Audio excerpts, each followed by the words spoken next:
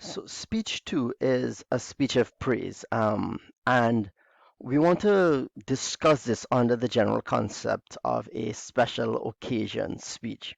So in this particular conversation here, I'm going to talk about a special occasion speech and then go into the upcoming assignments. This particular lecture will be very short, or lecturette will be very short, because I'm just going to give you an overview, some key elements, the types of special occasion speeches. That's in chapter 15 of your text. I'm not going to spend a session going over all of this. Um, just know that the speech of praise is a particular type of special occasion speech. So, goals of a special occasion speech, stir emotions, right? This one you're praising someone, so you want people to feel how you feel about this person, right? The magnanimity that this person um, presents or represents in your life. You want them to feel that. So there's a stirring of emotions that's expected in your special occasion speech too, in general in special occasion speeches. It is response to an occasion or an event. I once had to do a special occasion speech for my dad. He was retiring after 30 plus years as a port police officer. And so I went home. I can't remember how I got selected to do this because he lived in Trinidad, I lived in the US. Um, and I do a lot of things extemporaneously. I didn't prepare a lot. I think I prepped a little bit the night before, but really just things to jog my memory as to what I wanted to say. And I think even how I started it was weird. I don't know. Anyway, so um, it was in response to his retirement, and I wanted it to stir emotions. For me, the easiest emotion I think I can stir is laughter, and then maybe sadness. So I generally default to humor or laughter. It falls into the entertain, amuse, inspire category. The goals of speeches, right? Um, this is when we talk about special occasion speeches. They usually are there, right? Graduation speeches, um, the State of the Union address, these types of special occasion speeches may involve different ways of speaking, right? Whether it be a different language. So for some of us, if we are doing a special occasion speech and we are speaking to a bunch of diplomats or a bunch of international students, what we may do, we may learn words that represent this group of international students and infuse those words into our speech. So language could be the whole thing or parts of it, and the delivery method could also change depending on the context in which we find ourselves. And it really should capture the audience attention, not just in the beginning and the end, but throughout as much as possible. Four basic steps: preparation. Um, Although it's extemporaneous and somewhat impromptu, you should prepare for it with some broad idea of the content and the structure that you're going with, right? Maybe you've taken some notes on examples that you absolutely want to mention based on the outline of your structure. Perfect. The details around how you introduce that story, you may not write down, but at least you have the broad outline as to what are some of the things that you want to do. It's still impromptu and it's still extemporaneous within the guidelines and a broad understanding of that. Um, you need to adapt to the occasion. What is the reason for the speech? We spoke. Is it to inspire? Is it to inform? Is it to educate? Is it to arouse? Is it what is the purpose of it, right? Um, so adapt to your audience and the occasion. Um, you're doing a graduation speech, and let's say you were hired to do this graduation speech prior to George Floyd's death. So you were brought in in January, February, you signed your contract and everything like that. So you're hired to do this graduation speech. And then boom, in March, you have this death and thing after thing after thing. And now graduation season, May, June comes up and you're still on list on the list to do this speech. Albeit you're doing it online now, but still, how are you going to adapt to that occasion? It's very different now. Everyone has now moved online. The country is in a different state from where it was when you started, when you got hired to do this speech. How are you going to speak to that? If this was to inspire the graduates, how are you going to infuse what's going on with them? How are you going to infuse or recognize what they're dealing with and have all of that tied to um, this speech becomes very important. Be mindful about the time. Um, some of us can be very long-winded, you know. I know I may fall into that category at times, so pay attention to your time. Time yourself and practice it. Um, and then there are different types of occasions. I'm not going to spend a lot of time on this. It's in the text, speech of introduction, when you're asked to introduce someone. Um, Presentation, if you're giving an award, like, you know, we want to present, think of the VMA awards, all these other awards that people do, and you have these celebrities who come and introduce others to do that. Excellent. Back to the introduction speech. There may be a guest speaker coming in, and your job is to introduce the guest speaker. The worst thing that people do is read out a bio. Oh my goodness, that is not personal. It's terrible. It's terrible, and no one likes to hear their bio read out. That's a generalization. Few people like to hear their bios read out. So get somebody to do it who knows them, or get somebody who can at least show that they know them somewhat. Um, the speech of presentation is, you know, usually for an award, how that person is going to deal with that award or why they've gotten the award, what the award is about, that type of stuff. Speech of acceptance, you've been given the award. What do you say to accept it? Who do you thank? Who do you acknowledge? Who do you recognize? What are you willing to do? What's next for you, right? Why is this award important to you? Dedicating.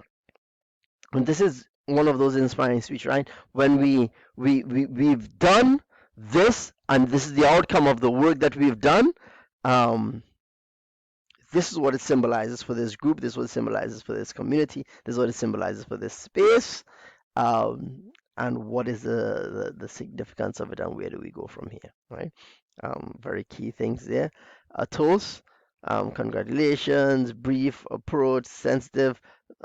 People get carried away giving toasts at times. Um, you know, you might be the person who was invited to tell, you know, to give a toast because you're really close with the person. Remember, you're now public, so the jokes that you may tell with that person may not work. And you know, inside jokes are always like tough, right? Tough. Roast, um, hey, these are good. They can go crazy sometimes. Um, you know, be good spirited about it, um, and and be mindful that, you know, that someone, if there's something someone is very sensitive about and they wouldn't like shared, um, proceed with caution around it. Eulogy, I've had to give a couple of these in my life. um, Emotions are raw, and people are struggling, and you have to honor that in various ways. Next come on, but still, speeches of farewell, speech of an apology. This one, absolutely need to be careful with. You need to remove all of the ego, all of the self from it so that you can do it well. Sincerity is the most important thing that you want to convey here. Commencement speeches, we've seen many of those. Theme, school, history, forward thinking, all of these things become important. After dinner speeches, if you have those motivational speeches, things that people want a lot. Think of people who are struggling and then they want something different, want something better. Motivational speech needs to give hope. It needs to give them something to look forward to, look to do something different. Um, Always be pay attention to your language.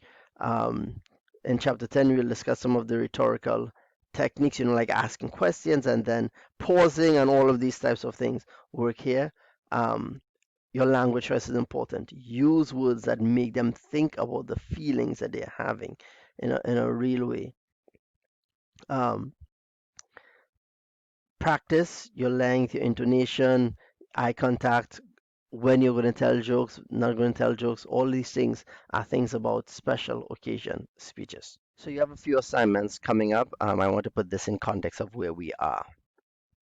We're moving on from speech one, and we're moving to really looking at. I see a parent. I didn't open my parentheses. My apologies there. So we want to focus on the skills that we are really going to be hammering in or really looking at for the rest of the semester, right? The organizing your material, how you select your content, and your delivery. Speech two starts looking at that, not as significantly as three, four, and five, but speech two, we are definitely grading you on that. So how you organize your material is important. What information you select or what content you select to share and how you're actually delivering that becomes even more important. Speech two is a speech of praise. I'm going to give an example of that in a second. Um, or the details of that, they're on Canvas. This is personal. This person needs to be someone you know. If you don't know this person, it's going to be very difficult to do an authentic speech of praise that hits all of the markers that we're looking for. The guidelines for this, they are all in Canvas. You need to be connected to this person, and it's a bit extemporaneous. I would not recommend you writing out all of the details of this particular speech. Make broad, good, solid notes, right, that you can absolutely use. Um, but try not to write out every single thing that you're going to say, so that way it prevents you from reading a lot. Make some of it a bit more extemporaneous. So here you have the speech of praise. It's a 3 to 4.5 minute speech. You don't have to use visual aids. So like a picture of the person you're speaking about doesn't have to be on your screen at the same time. If you want, you can use it. If there are certain things that you want to use, you can, but you don't have to use it. We'll use visual aids in future sessions. Um, Outline must be structured. As always, you have the blank outline that you can use here. A sample outline of one here, of one that has been written up. You can look at it here. This is the criteria that you're going to be based on, right? You have different suggested approaches, a brief biography of the person, focus on two major personality characteristics and how these characteristics have influenced you, some personal experience that you've had with this person, and for the conclusion, you restate the main points. Look at some of the content criteria, ideas. Maybe one of the things that you might do is, hey, there's a poem that really resonates with you about this person. You can start with that, or saying, or whatever it is, right? Something that connects and draws people in. The delivery criteria is there for you. Should be extemporaneous. Use notecards, but not a whole written rehearsed speech. Project your voice. Use pauses when necessary, and things like that. And this is a rubric. So speech two is all about you, special occasion, delivering a speech about someone else. Be yourself, be present, engage your audience with this particular speech. Right. Once we're done speech two, it will be recorded. So your speech in video will be recorded. Let's discuss how you can record that on Canvas, not on Canvas, on Zoom, right? While you're giving it, how you can press record locally on your computer and record your part of your speech so you can view it. Um, then you'll be given a self-evaluation with about 8 questions on it that you have to answer for yourself based on your speech. Upload it. Um, and once you answer those questions based on your recording of your speech too, that will be your self-evaluation. And then we have the term topic. The term topic is going to be the focus for sessions for speeches three, 4, and 5. So on Wednesday when we start, we're actually going to be doing some of these, um, reviewing how do you do a term topic, what does a term topic look like, and stuff like that for Wednesday. So we're going to do some work around that so that you can have the content prepped for when you actually choose your term topic that's going to impact your speeches. So your 3, 4, and 5 speeches. So when you think of your term topic, there are 7 criteria. All of this is in the reading, but I'm just going to highlight it here for you. Um, it should start with should, right? So um, should Temple University consider uh, moving all classes online for spring 2020